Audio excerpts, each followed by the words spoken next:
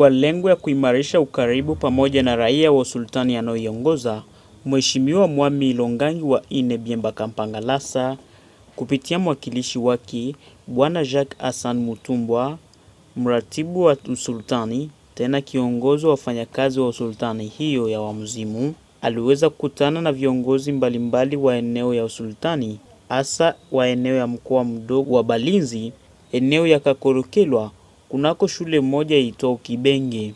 Mnamo mkutano huo waligusia mbinu mengi ikiwemo swala ya usalama, afya, elimu pamoja na maendeleo ya usultani hii.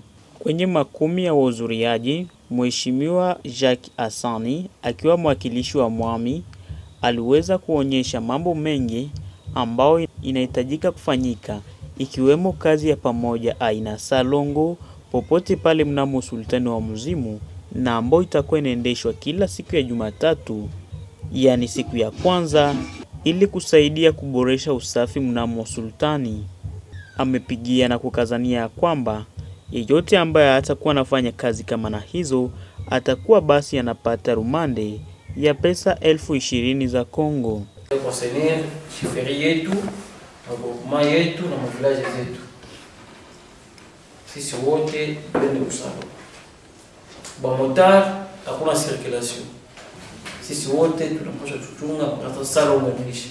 Kwa upande wa wahudhuriaji waliweza kufurahishwa na kitendo ambacho Mheshimiwa Mwami Longangi wa Ine Biemba Kampangalasa Christian kuweza kuwa karibu nao, na miongoni wa waliohudhuria waliweza kueleza. Ilitupatia furaha mingi. Jukwa karibu na uongozi ni mzuri zaidi. Mengi tunapigania na tunapitia mwa hii kipindi yenye ngumu ya inchi ya vita.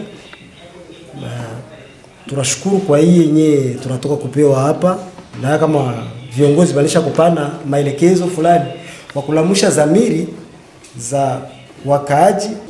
Chefferie yetu ni kubwa, mais axe sud ya chefferie iko mpe oublié na chefferie. Sur base ya nini? Sur base ya development na education. Kwa mkutano huo, wamama kwa upande wao waliweza kuonyesha ugumu wanakuwa wanapitia na kuweza kuomba malalamiko yao kwa Mheshimiwa Mwami Christian.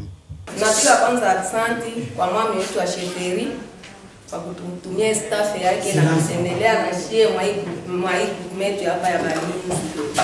Tunaona inatuletea ingine picha mpya na kusensibilize vya mingi vinyashe na chatu kwa tunajua. Tuko na mafumu sana kwa kuona ba mama mulimu inatuaribikia huku. Tambua ya kwamba sio mkutano ya kwanza mwaka huu ambao Mheshimiwa Mwami Longangi wa Ine anakuwa anaendesha mnamo sultani wake. Wiki iliyopita aliweza vile kukutana na viongozi mbalimbali wa eneo ya Kibe mnamo sultani hiyo na kuweza kuzungumzia mambo kama na hayo.